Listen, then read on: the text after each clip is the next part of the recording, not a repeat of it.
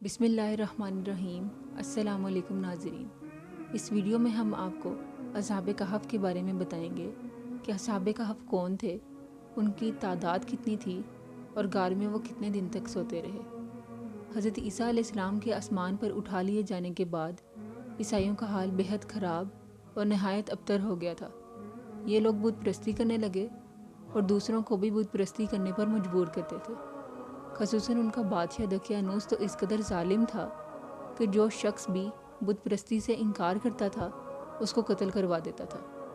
Video کی جانب بڑھنے سے پہلے اگر آپ کو ہمارا چینل پسند آئے تو چینل کو لائک، شیئر اور سبسکرائب کرنا مت بھولیے گا۔ اصحاب کہف شہر افسوس کے شرفا تھے جو بادشاہ کے معزز درباری بھی تھے، مگر یہ لوگ صاحب ایمان اور بت پرستی سے انتہائی بیزار تھے۔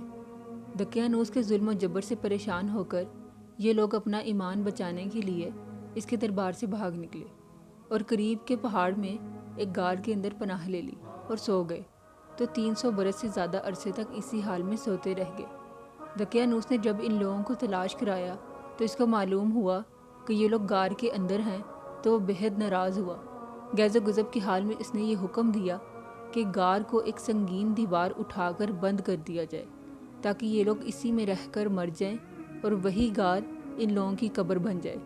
مگر دقیانوس نے جس شخص کے سپرد یہ کام کیا تھا وہ بہت ہی نیک دل اور صاحب ایمان آدمی تھا۔ اصحاب کہف کے نام، ان کی تعداد اور ان کا پورا واقعہ رانگ کی تختی پر کندہ کرا کر تانبے کے صندوق کے اندر رکھ کر دیوار کی بنیاد رکھ دی، اور اسی طرح کی ایک تختی شاہی خزانے میں بھی محفوظ کرا دی۔ کچھ دنوں کے بعد دقیانوس بادشاہ مر گیا اور سلطنتیں بدلتی رہیں، یہاں تک کہ ایک نیک دل اور انصاف پرور بادشاہ جس کا نام بیدروس تھا تخت نشین ہوا۔ 68 سال تک بہت شان و شوکت کے ساتھ حکومت کی، اور اس کے دور میں مذہبی فرقہ بندی شروع ہو گئی اور بعض لوگ مرنے کے بعد اٹھنے اور قیامت کا انکار کرنے لگے۔ قوم کا یہ حال دیکھ کر بادشاہ رنج و غم میں ڈوب گیا اور وہ تنہائی میں ایک مکان کے اندر بند ہو کر نہایت بے قراری کے ساتھ گریہ وزاری کر کے دعائیں مانگنے لگا کہ یا اللہ کوئی ایسی نشانی ظاہر فرما دے تاکہ لوگوں کو مرنے کے بعد زندہ ہو کر اٹھنے اور قیامت کا یقین ہو جائے۔ بادشاہ کی یہ دعا قبول ہو گئی اور اچانک بکریوں کے ایک چرواہے نے اپنی بکریوں کو ٹہرانے کے لیے اسی غار کو منتخب کیا اور دیوار کو گرا دیا۔ دیوار گرتے ہی لوگوں پر ایسی ہیبت و دہشت سوار ہو گئی کہ دیوار گرانے والے ڈر کر وہاں سے بھاگ گئے، اور اصحاب کہف بحکم الہی اپنی نیند سے بیدار ہو کر اٹھ گئے اور ایک دوسرے سے سلام و کلام میں مشغول ہو گئے اور نماز بھی ادا کر لی۔ جب ان لوگوں کو بھوک لگی تو ان لوگوں نے اپنے ایک ساتھی یملکھا سے کہا کہ تم بازار جا کر کچھ کھانا لے آؤ اور نہایت خاموشی سے یہ بھی معلوم کرو کہ دقیانوس ہم لوگوں کے بارے میں کیا ارادہ رکھتا ہے۔ یملکھا غار سے نکل کر بازار گئے اور یہ دیکھ کر حیران رہ گئے کہ شہر میں ہر طرف اسلام کا چرچا ہے اور لوگ اعلانیہ حضرت عیسیٰ علیہ السلام کا کلمہ پڑھ رہے ہیں۔ یملکھا یہ منظر دیکھ کر محو حیرت ہو گئے کہ الہی یہ ماجرا کیا ہے کہ اس شہر میں تو ایمان و اسلام کا نام لینا بھی جرم تھا، آج یہ انقلاب کہاں سے اور کیوں کر آ گیا۔ پھر یہ ایک دکان پر کھانا لینے گئے اور دقیانوسی زمانے کا روپیہ دکاندار کو دیا جس کا چلن بند ہو چکا تھا، بلکہ کوئی اس سکے کا دیکھنے والا بھی باقی نہیں رہا تھا۔ دکاندار کو شبہ ہوا کہ شاید اس شخص کو کوئی پرانا خزانہ مل گیا ہے، چنانچہ دکاندار نے ان کو حکام کے سپرد کر دیا، اور حکام نے ان سے خزانے کے بارے میں پوچھ گچھ شروع کر دی اور کہا کہ بتاؤ خزانہ کہاں ہے۔ یملکھا نے کہا کہ کوئی خزانہ نہیں ہے، یہ ہمارا ہی روپیہ ہے۔ حکام نے کہا کہ ہم کس طرح مان لیں کہ روپیہ تمہارا ہی ہے؟ یہ سکہ 300 برس پرانا ہے اور برسوں گزر گئے کہ اس سکے کا چلن بند ہو چکا ہے، اور تم تو ابھی جوان ہو، لہٰذا صاف صاف بتاؤ کہ حقیقت کیا ہے۔ یہ سن کر یملکھا نے کہا کہ تم لوگ یہ بتاؤ کہ دقیانوس بادشاہ کا کیا حال ہے۔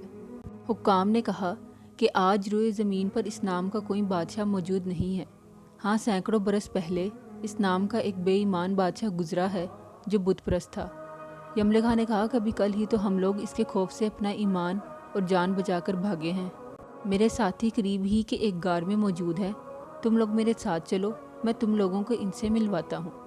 چنانچہ حکام اور کثیر تعداد میں شہری اس غار میں پہنچے۔ اصحاب کہف یملکھا کے انتظار میں تھے۔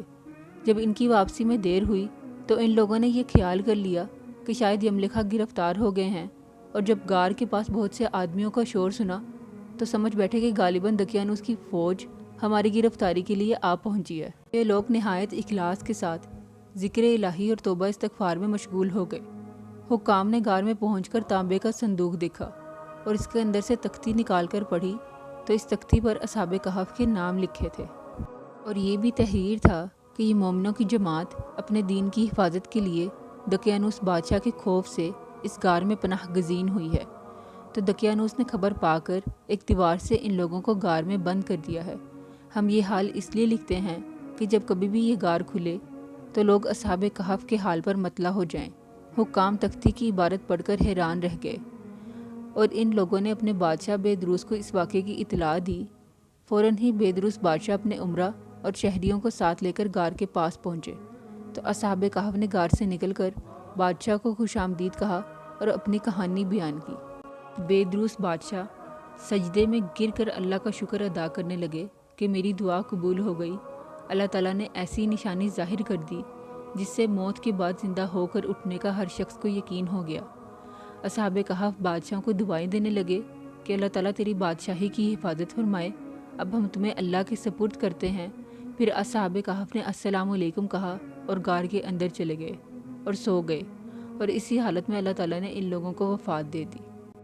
بادشاہ بیدروس نے سال کی لکڑی کا صندوق بنوا کر اصحاب کہف کی مقدس لاشوں کو اس میں رکھوایا، اور اللہ تعالیٰ نے اصحاب کہف کا ایسا رعب لوگوں کے دلوں میں پیدا کر دیا کہ کسی کی یہ مجال نہیں ہوئی کہ غار کے پاس تک جا سکے۔ اس طرح اصحاب کہف کی لاشوں کی حفاظت کا اللہ تعالیٰ نے سامان کر دیا۔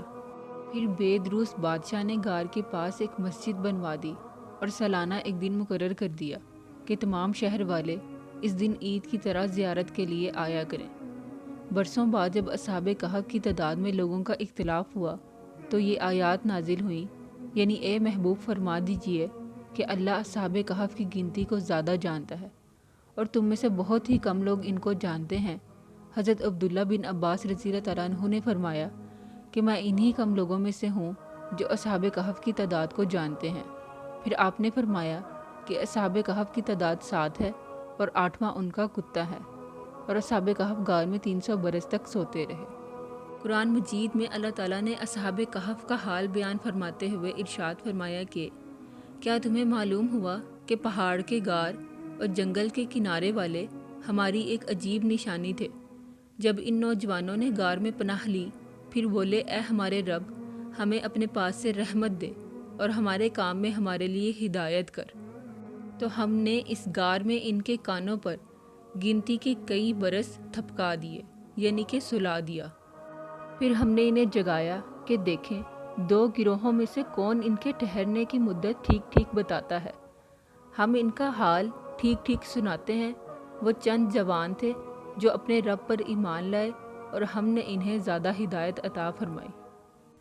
اس واقعے سے ہمیں یہ سبق ملتا ہے کہ مرنے کے بعد زندہ ہو کر اٹھنا حق ہے، اور اصحاب کہف کا واقعہ اس کی نشانی اور واضح دلیل ہے، جس کا ذکر قرآن مجید کی سورہ کہف میں موجود ہے۔ جی تو ناظرین، یہ تھی ہماری آج کی ویڈیو۔ پھر ملتے ہیں ایک نئی ویڈیو کے ساتھ، تب تک کے لیے اللہ حافظ۔